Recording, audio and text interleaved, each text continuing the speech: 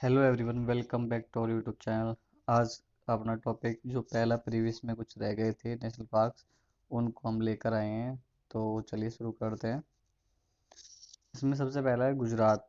गुजरात में है गिर राष्ट्रीय उद्यान और भारतीय जंगली गधा अभयारण्य, मतलब इंडियन एस नेशनल पार्क।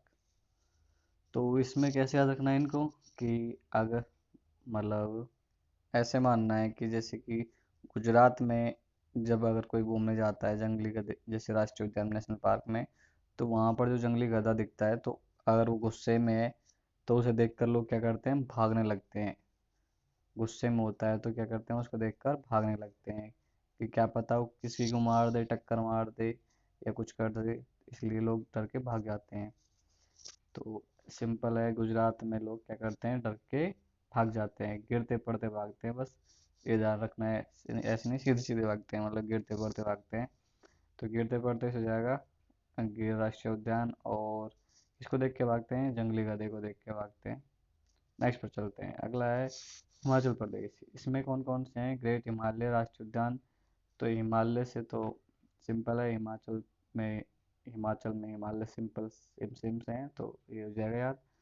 और अगला है रेणुक राष्ट्रीय वन्य जीव अभयारण्य। तो इनको याद करने के लिए ट्रिक ये है कि रेणु हिम पर गिर गई, मतलब गिरी, तो रेणु से हो जाएगा रेणु, रेणुक हो जाएगा। और कहाँ पर गिरी? हिम पर। हिम मतलब हिमाचल में, हिमाचल प्रदेश में बर्फ गिरती है ना, तो हिम पर मतलब बर्फ पर गिरी। एंड गिरी मतलब गिरी से हो जाएगा ग्रेट हिमालय। अब देख लो, आपको जैसा सही लगे याद करने में वैसे याद कर लीजिएगा। नेक्स्ट पर चलते हैं। अगला है उत्तर प्रदेश। उत्तर प्रदेश में है दुधवा राष्ट्रीय उद्यान। तो इसको वै अगर याद है तो अच्छी बात है, अगर याद नहीं है तो ऐसे मान लीजिएगा थोड़ी देर के लिए कि उत्तर प्रदेश में सबसे अधिक दूध देने वाले जानवर पाए जाते हैं। तो दूध देने वाले पाए जाते हैं, तो मतलब दुधवा राष्ट्रीय उद्यान हो गया। ठीक है, तो ये भी याद हो जाएगा। अगले पर चलते हैं। अगला है तमिलनाडु। इसमें है मुद्दुमलाई वन्य जीव अभयारण्य।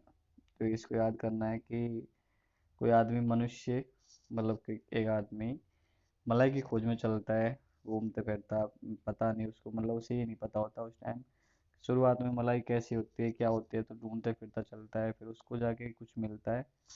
जब जाके पता चलता है कि सॉफ्ट सॉफ्ट सी है, तो मतलब मलाई, मलाई नाम रख दिया उसका कि भाई ये तो मलाई है। तो ऐसे है कि मलाई, मलाई मिल गई, मलाई मिल गई मतलब मलाई से हो जाएगा मुद्दू मलाई। ठीक है, और मिल गई मतलब तमिलनाडु।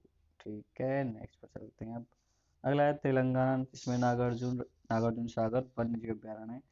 तो इसकी ट्रिक है, नागार्जुन तेल लगाकर गाना गाता है। अब इसमें थोड़ी सी अजीब ट्रिक है, तो कोई दिक्कत नहीं, अब याद तो करना पड़ेगा। तो इसमें नागार्जुन से हो जाएगा नागार्जुन सागर वन्य जीव अभयारण्य।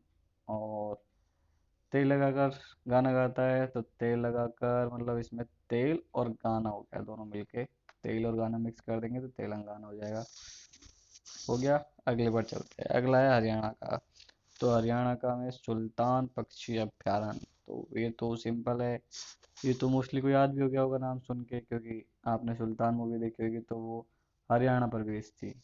तो हरियाणा पर बेस्ड थी, तो जो सलमान खान थे, तो वो किस पर थे, मतलब उनका नाम था सुल्तान, तो हरियाणा बोल देते, हरियाणा में पूरी शूटिंग हरियाणा की थी उसमें, तो हरियाणा से रिलेटेड होगी, तो ऐसे याद कर लीजिएगा।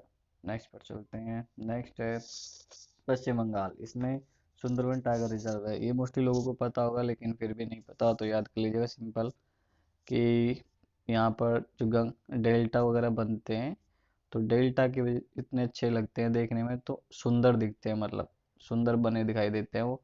तो वहाँ पर जंगली जीव भी होंगे, ऐसा है, तो जंगली जीव भी होंगे, तो मतलब ऐसे सिंपल याद रख लीजिएगा सुंदरबन। ठीक है, अगले पर चलते हैं। अगला है पंजाब। पंजाब का है हरीके झील वेटलैंड राष्ट्रीय उद्यान। तो इसको कैसे याद रखना है कि जैसे कि आप लोगों को पता होगा कि पंजाब को पांच नदियों का वो भी संगम भी कहा जाता है। तो बस सिंपल है, पांच पांच नदियों के समूह के कारण यहाँ हमेशा हरियाली रहती है। यहाँ पे रियाली नहीं, हरियाली आएगा। ठीक है, वो आप लिख लीजिएगा। तो हरियाली रहती है तो मतलब हो गया हरी के झील हो गया। और कहाँ रहती है? पांच पांच नदियों का संगम कहाँ पर है? पंजाब में है। तो चलिए नेक्स्ट पर चलते हैं अब। नेक्स्ट है मेघालय। मेघालय में है नोक्रेक। तो नोक्रेक को कैसे याद रखेंगे, मतलब नोक्रेक को अगर थोड़ा सा इंग्लिश वर्ड है ये, तो अगर एनालाइज करके देखें तो नो और क्रैक, समझ गए ना। तो नो मतलब नहीं और क्रैक मतलब दरार वगैरह पड़ती है ना वो। तो अब इसमें मेघ से हो जाएगा, मेघ मतलब बादल होते हैं, मेघ का मतलब, तो बादलों में क्रैक होने की वजह से क्या आ जाते हैं, बाढ़ आती है।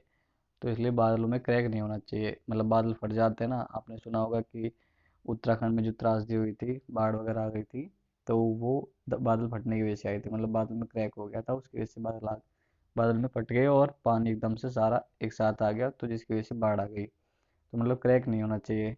तो बस किस में क्रैक नहीं होना चाहिए, मेघालय मतलब मेघ, बादल में क्रैक नहीं होना चाहिए, नो क्रैक। तो चलते हैं नेक्स्ट पर। नेक्स्ट है अंडमान निकोबार। तो इसमें है साउथ पटन राष्ट्रीय उद्यान। अब ये सिंपल है कि जैसे आप लोगों को पता होगा कि अपने जो इंडिया है उसमें 4 पॉइंट अगर मतलब माने चेक करें कि कौन कौन से हैं, जैसे ईस्टर्न कौन सा है, साउथर्न, वेस्टर्न, और जो लास्ट बच गया, लास्ट कौन सा बच गया, नॉर्दर्न। हाँ, तो ऐसे इसमें जो साउथ सदर्न पॉइंट होता है इंडिया का, वो अंडमान निकोबार में पाया जाता है, तो सदर्न मोस्ट है। तो सिंपल है, उसका नाम सदर्न मोस्ट का इंदिरा पॉइंट है उसका नाम। तो ऐसे याद रखना है कि साउथ का जो बिल्कुल साउथ मोस्ट पॉइंट है, तो उसके नाम से याद रख लेना कि साउथ बटन राष्ट्रीय उद्यान अंडमान निकोबार में है। ठीक है, आई होप आप समझ गए होगे सब चीज़। तो उम्मीद करता हूँ कि आपको सब कुछ समझ में आ गया होगा। अगर कुछ एक दो रह गए हों तो वो आप याद कर लीजिएगा, लेकिन मेन मेन जो थे उस जो एग्ज़ाम्स में पूछे जाते हैं वो सारे आपको करा दिए गए हैं। तो उम्मीद है कि आप सब कुछ समझ गए होंगे, और अगर आपको सही लगी, वीडियो अच्छी लगी, तो अपने दोस्तों के साथ शेयर कर सकते हैं। और ऐसे ही वीडियो के लिए हमारे चैनल से जुड़े रहें। हम डेली अपलोड करते रहते हैं ऐसे वीडियोस, ताकि आपके एग्ज़ाम्स में इनकी तरफ मतलब इनकी मदद से कुछ एग्ज़ाम पास हो जाएं, नंबर अच्छे आ सकें और कम मेहनत करनी पड़े। तो धन्यवाद। जय हिंद, जय भारत।